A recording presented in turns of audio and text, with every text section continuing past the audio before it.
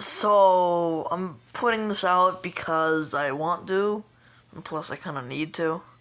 SMBTO is still in the works. I've been working on it for a while. But there's something I would like to announce. During the episode, there's going to be a character that's going to appear in another series, but this series is a hobby, not something that I'm going to finish. Yes, I'm confirming that I'm going to finish SMBTO until it finishes. And basically, it's a purple Koopa, and basically, he was sent to a place called the Void. This is an official location in SMBTO. Basically, it's like the normal Stick Notes background. And basically, when you get sent there, really, you can't do much. The weird hands are either required to be placed or move or place things. And everyone only has one. And you can only take things that have done bad things, or were too strong, or aren't from that universe. So okay, I'm just gonna go into a different universe. So imagine if Goku Black just suddenly appeared in Canada on Earth right now. If this took place in the SMBTO universe, someone or one of someone's co-workers would have to show up and just snatch them and take them to the Void. They can't do much in the Void. Most of their powers have been taken away. Besides their normal strength, that's pretty much it. And everyone can choose what the things they want to control. But it must be things that they've placed down. You can create copies of things, but they're significantly weaker. So the SMBTO Toads or SMBTO Toad could be copied, but he would be significantly weaker, and he wouldn't know Shroom Bloom or Mush Boom. Yes, that is the official attack name, Mush Boom. So he wouldn't have that ability. But for characters that have known an ability forever, such as who's a good example? Yoshi, he would permanently have the attack. Such as Devil Mario, if he were to be copied there, it wouldn't happen. But if it's from an alternate universe that was going to be destroyed, they can But if it's a universe that's just about to be destroyed, they're able to pause that universe before it's destroyed, and they're able to bring anyone they want, or save anyone they want, into the Void. But then that character that they saved will still be there. They just got copied. And these are the hard copies. These will act and be the exact same guy. Perfect attacks, perfect anything. So, if in an alternate Power Star universe, Yoshi may or may not, or a Yoshi or another Power Star alternate universe, maybe it blew up, or it's gonna light about and the entire world's about to blow up. So someone could go in there, or any of someone's co-workers could go there, and they could just save someone. But they wouldn't save them, really. The main guy he would die, but that he could place down in the Void. And the Void is basically if Group Share combined with every single animated software on Earth. They're all there. I have Yoshi will appear, but it's gonna be a significantly weaker Yoshi. So yes, I am confirming that Metal Yoshi is dead, but he's not fully dead. You can place things out in the normal world, but if they die, they can't be placed. Besides, they have to sign an agreement saying if he dies again, I'm not allowed to. I have to do this. I have to fight in the war or something. Yeah. That's basically what you do, and once that's back, Metal Yoshi will appear, just he's gone. Yes, that's what the old Yoshi looks like. Now, that is actually Mach 1. This was because my SMBTO universe is a alternate universe of Power Star, or my fan-made universe of Power Star, he is currently, this takes place years in the future. Devil Mario like they say this takes place like 100 years and like a couple years in the future.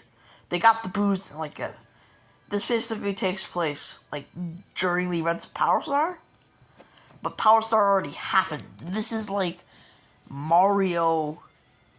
This is Mario and Luigi the third.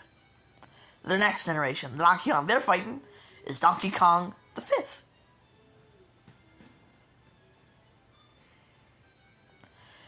Yeah, so they're basically like and like the boos and these boos just kept on leaving the generation Mario and went to another generation. So this was like there were about a couple of these like robots that they tested on to see if they could beat or even be possessed by the boos. They've learned that they could be possessed by the boos, but it would be significantly hard and weaker, so basically they could take out the boos with the robots.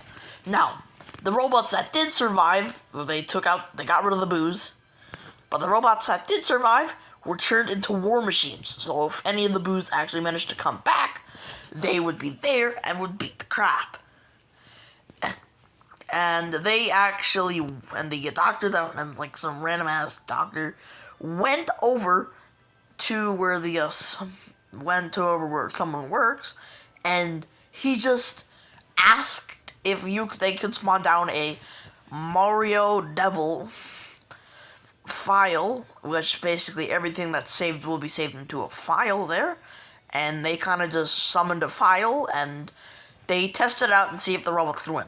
Only one robot lived through those entire experiments, and that was the exact Robo Yoshi you saw.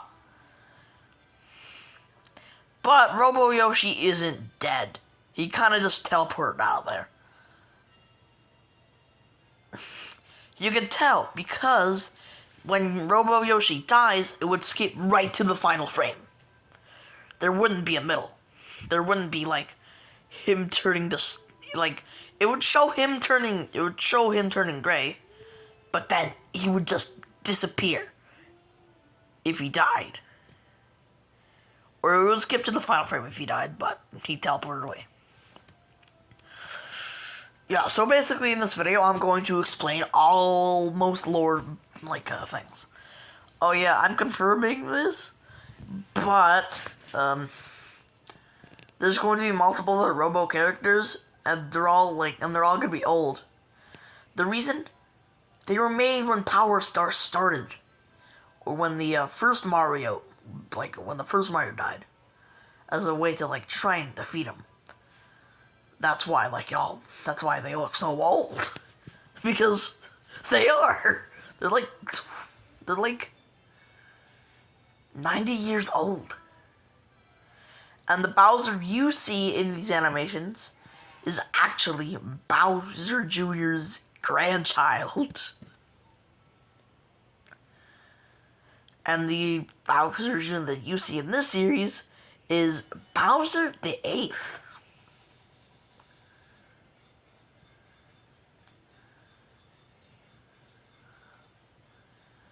Yeah. Yeah.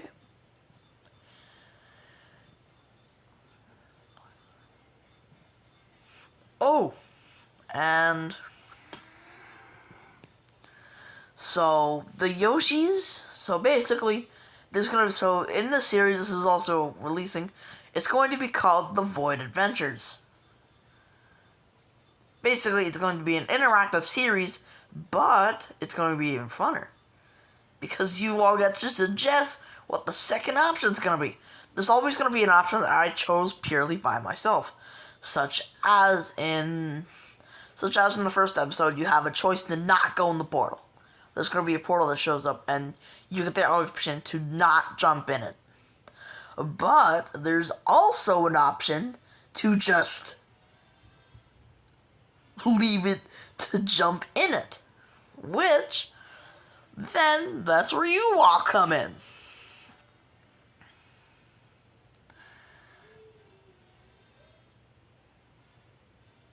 You all get to decide in the comments on which battle you would like to go through, or where would you like to go. I'm accepting any answers from the DS era, from the 3DS era, or from the 3DS era, yeah, from the 3DS era, all the way down to the SNES. Or the NES. Yeah. No, just NES. Just SNES. It's the highest quality I can do. And I'm just gonna tell you something. Every single choice you choose is going to be a alternate universe. So like, if one of you chose Mario Bros. 3 remake, guess what's gonna show up? It's gonna be the Mario Bros. 3, but it's gonna be a war. Or it could just be normal Mario Bros. 3, which technically in my universe is an alternate universe. All of the normal Mario games take place in one universe, and they're all from an alternate universe. Yeah, so in this universe, Super Mario Bros. 1, 2, 3, World, DS, new 3DS, Wii, Wii U, and Wonder were all wars. While most of the 3D games were basically just Bowser trying to be a butt cheek. Bowser trying to, like, it was basically him trying to, like, do an assault, trying to get more, like, places and stuff. And that's partially the reason why Bowser Jr. used the clown car in my series. This is a new clown car, and the weird ship that you saw in the second episode is, like, the oldest model. And they're not liable if you get hurt in one, because they weren't liable from the beginning. They never sold them. And this is basically it. So decide in the comments of this video on which place you would like to go in the end of the first episode. Bye-bye. Wahoo!